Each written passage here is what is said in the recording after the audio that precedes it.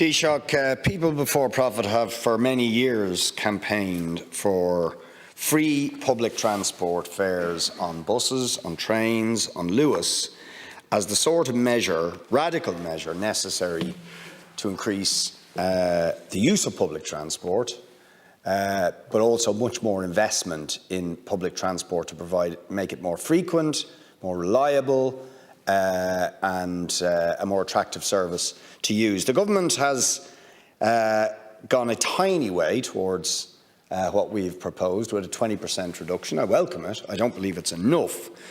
But also I have received concerns from bus workers, and I think they would like reassurances, that the NTA, because of our privatised model of allowing private operators operate, will not now use the reduction in fare income as essentially leverage to demand that lower tenders are put in and that pressure comes on the wages and conditions of bus workers, which have been under threat for some time. So they need assurance on that, because actually our bus workers, the NTA, because the NTA are the ones who tender out the routes, right? And the NTA have given the 20% reduction, but the NTA are also the people who make decisions about tenders. So they don't want the reduced fare income to be used as essentially a way of then demanding cheaper tenders and pressure being put on the paying conditions of bus workers who actually need a pay rise at the moment. They don't need pressure on their paying conditions. In respect of that.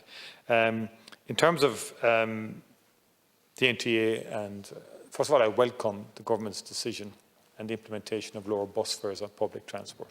That's a good thing. I admire your capacity, Deputy, to always turn a positive into a negative fairly quickly. There is by no stretch is anybody seeking to suggest that a reduction in fares for travellers, for people travelling on the buses, would be used somehow to reduce the pay of bus workers.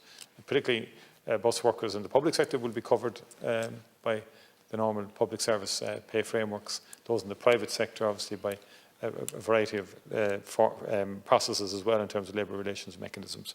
Again, there has to be further work with the private sector operators in respect of lower fares, and the Minister's engaging with them in that respect.